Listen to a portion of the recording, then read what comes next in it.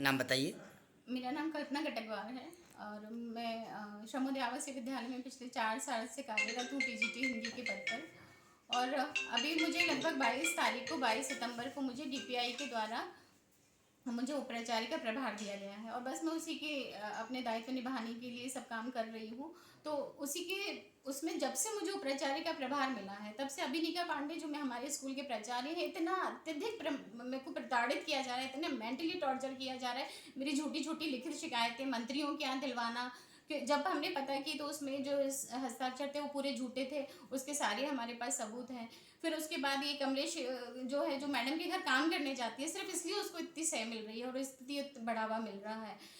वो उसने झूठी एफआईआर लिखाई 3 तारीख को खजूरी थाने में। दूसरे दिन हम इसको लिए गए भी कि वो जो गवाह है वो झूठे गवाह हैं और गवाह को जबरदस्ती दबाव बना के ले जाएगा और एक दूसरी गवाह को तो पता ही नहीं है। हम भी अपना ये सब पक्ष रखना चाह रहे हैं कि वो जो झूठी एफआईआर है और कहीं ना कहीं इन सबके पीछे अभिनिका पांडे मैडम ही हैं। इसकी शिकायत मैंने खजूरी थाने से लेके पूरे ऊपर तक के आला अधिकारियों तक के सबको करी है, चाहे वो हमारा श्रम विभाग हो, चाहे शिक्षा विभाग हो, चाहे हमारा मंडल हो।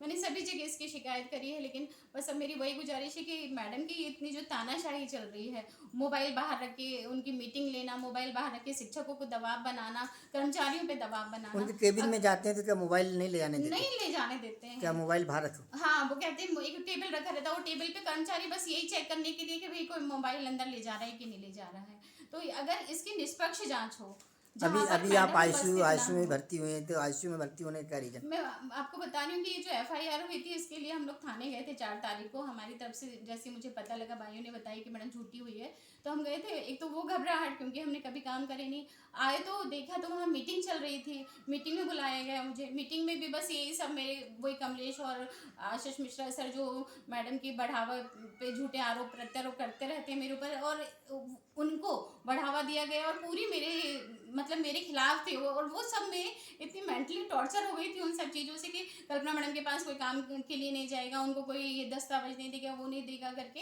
तो मुझे लगा कि मैं काम कैसे करूँगी, फिर मैं किस तरह से अपने दायित्वों को निर्वहन करूँगी।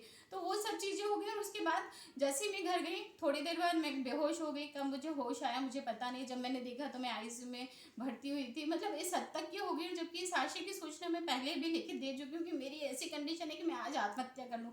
मेरे पति और बच्चे पे किसी भी तरह के एलिगेशन लग सकते हैं क्योंकि मैडम आए दिन मुझे जान से मारने की धमकी देना, पद से हटाने की, ये सब इतना खुला चल रहा है वहाँ, इतना